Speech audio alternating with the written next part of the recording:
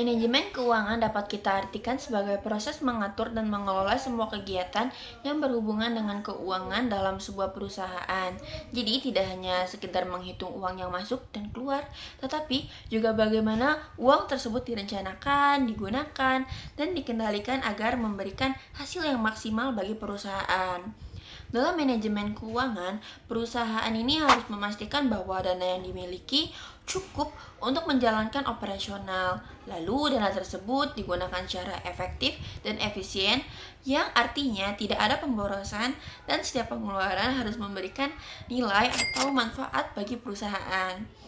Manajemen keuangan sendiri ini mencakup beberapa aktivitas utama, seperti perencanaan keuangan, yaitu menentukan berapa besar modal yang dibutuhkan dan dari mana sumber itu diperoleh. Kemudian ada pengorganisasian atau pengaturan dana, yaitu bagaimana dana tersebut dialokasikan ke berbagai keperluan perusahaan. Lalu ada penyimpanan, pengendalian, serta pelaporan agar semua aktivitas keuangan tercatat dengan jelas dan dapat dianalisis kembali. Selain itu, manajemen keuangan juga berkaitan dengan pengambilan keputusan seperti keputusan investasi, keputusan pendanaan, dan bagaimana mengelola aset agar menghasilkan keuntungan. Jadi bisa dibilang manajemen keuangan ini memiliki peran yang sangat penting ya, karena berhubungan langsung dengan keberlangsungan hidup perusahaan. Jika keuangan dikelola dengan baik, maka perusahaan pasti dapat berkembang, bertahan dalam kondisi sulit, dan bersaing dengan perusahaan-perusahaan lain. Tapi kalau pengelolaan keuangan buruk, meskipun perusahaan tersebut tergolong besar, perusahaan besar, tetapi bisa mengalami kerugian bahkan bangkrut. Jadi secara sederhana, manajemen keuangan ini merupakan fondasi utama dalam perusahaan yang bertugas memastikan bahwa uang digunakan secara bijak untuk mencapai tujuan bisnis dan meningkatkan keuntungan perusahaan. Selanjutnya ada fungsi manajemen keuangan. Manajemen keuangan berfungsi untuk mengoptimalkan penggunaan dana dan mencapai tujuan perusahaan. Fungsi-fungsi ini dapat dikelompokkan sebagai berikut. Fungsi pertama, yaitu ada perencanaan keuangan atau financial planning. Perencanaan keuangan ini merupakan proses untuk menyusun rencana keuangan mulai dari jangka pendek, menengah, dan juga panjang. Tujuannya untuk memastikan ketersediaan dana tepat waktu untuk operasional dan juga investasi. Contohnya, suatu perusahaan membuat anggaran tahunan dan juga proyeksi arus kas kuartalan. Bayangkan seorang nahkoda akan memimpin ekspedisi penting. Dia harus memilih antara kapal cepat tapi lambat, kapal lambat tapi murah, atau kapal bekas yang perlu perbaikan. Inilah merupakan analogi untuk penganggaran modal atau capital budgeting. Tujuannya untuk memilih investasi jangka panjang dengan pengembalian terbaik. Yang ketiga ada working capital management atau manajemen modal kerja. Manajemen modal kerja ini bertujuan untuk menjaga likuiditas operasional sehari-hari.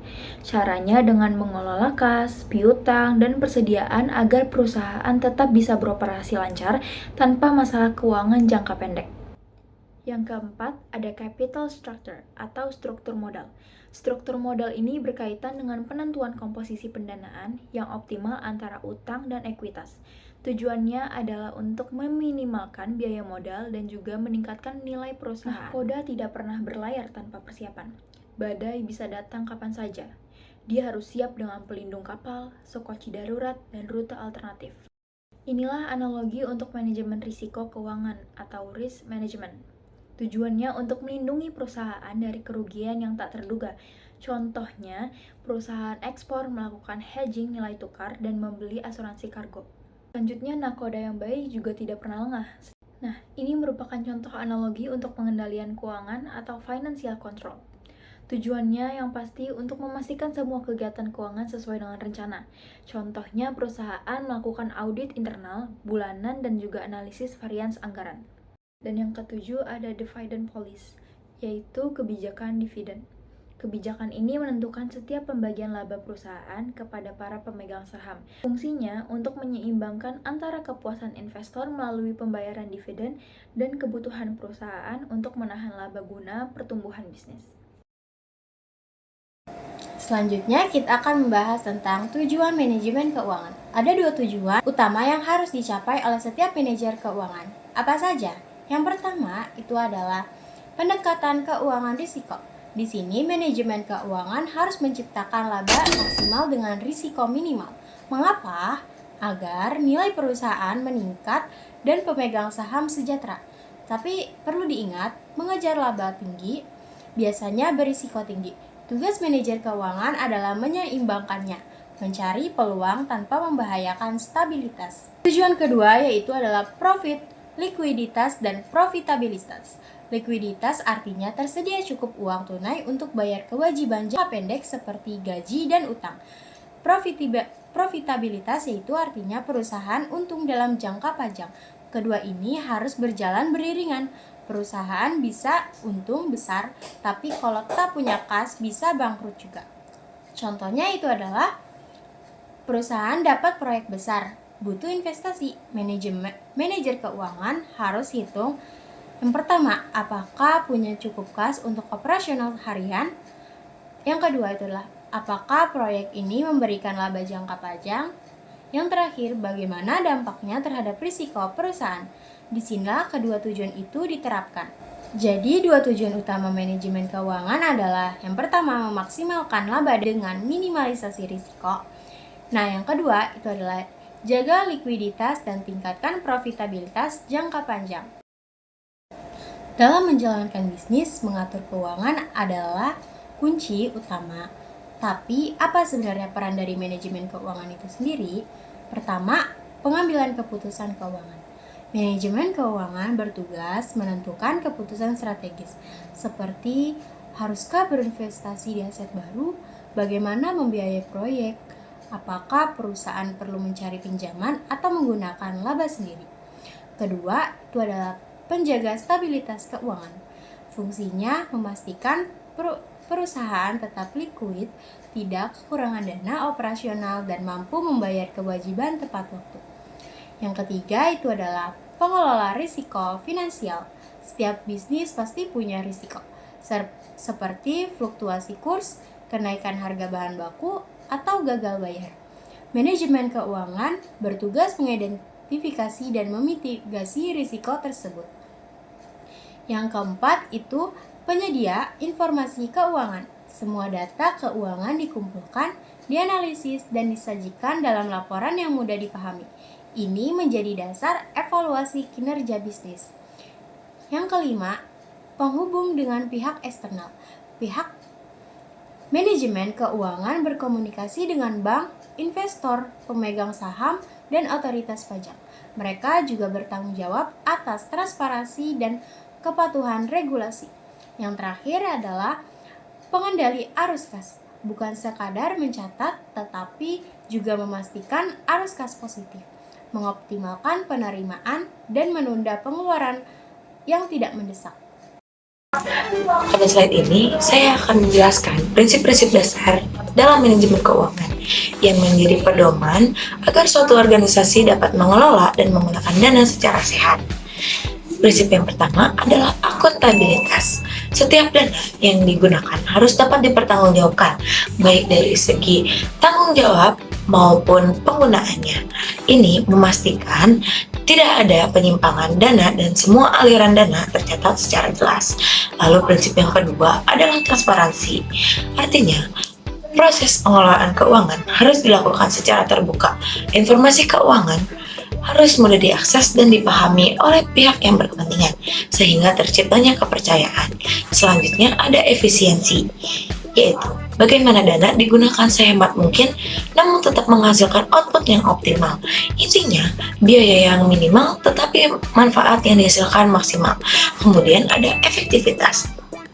Dana yang tersedia harus diarahkan untuk mencapai tujuan yang sudah direncanakan oleh suatu organisasi. Jadi, setiap rupiah yang telah dikeluarkan benar-benar memberikan kontribusi terhadap organisasi. Lalu berikutnya adalah likuiditas, yaitu kemampuan memenuhi kewajiban jangka pendek secara tepat waktu. Perusahaan harus memiliki kas atau aset yang cukup agar kegiatan operasional tidak terganggu. Lalu yang terakhir adalah profitabilitas, yaitu kemampuan menghasilkan laba atau nilai tambah. Prinsip ini menunjukkan apakah keuangan dikelola secara produktif dan memberikan hasil bagi organisasi. Jadi, secara keseluruhan, 6 prinsip ini menunjukkan bahwa pengelolaan uang tidak hanya aman dan terkontrol, tetapi juga efisien, efektif, dan memberikan nilai positif bagi organisasi. Oke, selanjutnya kita akan bahas analisis rasio keuangan. Tapi sebelum kita bahas analisis rasio keuangan, kita harus cari tahu dulu apa arti dari rasio. Rasio itu artinya perbandingan antara dua angka atau lebih keuangan untuk melihat kondisi tertentu. Nah, jadi apa sih itu analisis rasio keuangan? Analisis rasio keuangan adalah cara untuk melihat kondisi dan kinerja perusahaan dengan membandingkan angka-angka pada laporan keuangan perusahaan tersebut. Nah, lewat analisis ini kita bisa mengetahui apakah perusahaan itu mampu membayar utang, menghasilkan keuntungan, dan menggunakan asetnya dengan efisien. Analisis ini penting karena membantu manajemen dan pihak luar memahami apakah perusahaan itu tuh dalam kondisi yang sehat atau perlu dievaluasi atau perbaikan untuk ke depannya. Nah, beberapa rasio keuangan yang paling sering dipakai perusahaan itu antara lain yang pertama ada rasio likuiditas. Nah, itu fungsinya digunakan untuk melihat kemampuan perusahaan membayar kewajiban jangka pendek. Misalnya kayak perusahaan itu emang punya utang, nah utangnya itu hanya untuk jangka pendek. Jadi apakah perusahaan itu tuh mampu untuk membayarkan utang jangka pendek itu atau enggak? Kalau misalnya dia nggak mampu ya berarti perusahaan itu tidak sehat dan perlu evaluasi untuk kedepannya. Nah, yang kedua ada rasio solvabilitas. Nah, itu fungsinya untuk mengukur seberapa besar perusahaan bergantung pada utang. Yang ketiga ada rasio profitabilitas. Ini menunjukkan kemampuan perusahaan untuk menghasilkan laba atau keuntungan. Yang terakhir ada rasio aktivitas atau efisien. Ini fungsinya untuk menilai seberapa efektif perusahaan menggunakan asetnya. Nah, dengan memahami rasio-rasio ini, perusahaan bisa tahu bagian mana yang sudah baik dan bagian mana yang perlu dievaluasi atau perbaikan untuk perusahaan itu ke depannya. Selain itu, rasio keuangan membantu mempermudah pengambilan keputusan seperti menilai investasi, mengatur biaya, dan merencanakan strategi bisnis untuk perusahaan tersebut. Analisis break-even point atau BEP. Break-even point adalah ketika total pendapatan suatu perusahaan mencapai titik impas, sehingga perusahaan itu tidak untung dan tidak rugi. BEP menunjukkan batas minimal penjualan perusahaan agar usaha tidak merugi. Komponen utamanya adalah biaya tetap, tidak berubah meski produksi naik atau turun. Yang kedua, biaya variabel berubah sesuai volume produksi. Yang ketiga, harga jual, pendapatan per unit. Fungsi dan manfaat BEP. Yang pertama, menentukan jumlah dan penjualan minimal. Kedua, dasar perencanaan laba dan target produksi. Yang ketiga, membantu keputusan harga dan analisis biaya. Yang keempat, mengukur resiko usaha. Semakin tinggi BEP, resikonya semakin besar. Kesimpulannya adalah analisis break-even point membantu perusahaan mengetahui batas minimal penjualan untuk menutup seluruh biaya sehingga tidak mengalami rugi. Dengan menghitung BEP, manajemen dapat merencanakan produksi, menentukan harga, mengendalikan biaya, serta menilai risiko usaha secara lebih akurat. BEP menjadi alat penting dalam pengambilan keputusan keuangan dan strategi bisnis. Cara menghitung break-even point. Rumus pertama adalah BEP dalam unit. Fixed cost dibagi price dikurang variable cost. Kedua ada BEP dalam rupiah. Fixed cost dibagi 1 dikurang variable cost dibagi sales volume. Nilai waktu uang merupakan konsep bahwa uang yang kita terima hari ini lebih berharga daripada uang yang kita terima di masa depan. Kenapa? Karena uang sekarang bisa langsung digunakan, ditabung, maupun diinvestasikan untuk menghasilkan keuntungan. Sementara itu, nilai uang di masa depan bisa berkurang karena inflasi dan ada risiko. Contohnya, 1 juta yang kita peroleh di masa kini bisa kita simpan di bank dan akan menjadi 1.050.000 di masa depan. Sedangkan 1 juta yang kita terima di masa depan tidak memiliki kesempatan untuk berkembang sebesar itu. Nah, jadi itu nilai waktu uang itu pada dasarnya menjelaskan bahwa uang yang kita terima sekarang lebih berharga dibanding uang yang kita terima di masa depan. Karena uang yang kita pegang hari ini bisa langsung kita manfaatkan baik untuk ditabung maupun diinvestasikan sehingga punya peluang untuk tumbuh. Sementara itu, uang baru kita terima di masa depan nilainya bisa turun karena inflasi dan ada resiko ketidakpastian lainnya. Contohnya gini, kalau kita punya uang 1 juta rupiah hari ini, kita bisa simpan di bank ataupun kita manfaatkan untuk hal-hal lainnya yang menguntungkan. Tapi kalau misalnya kita baru menerima 1 juta itu di masa depan, uang itu tidak sempat berkembang. Nah, jadi jelas ya bahwa uang saat ini jauh lebih bernilai dibanding uang yang ada atau yang kita terima di masa depan.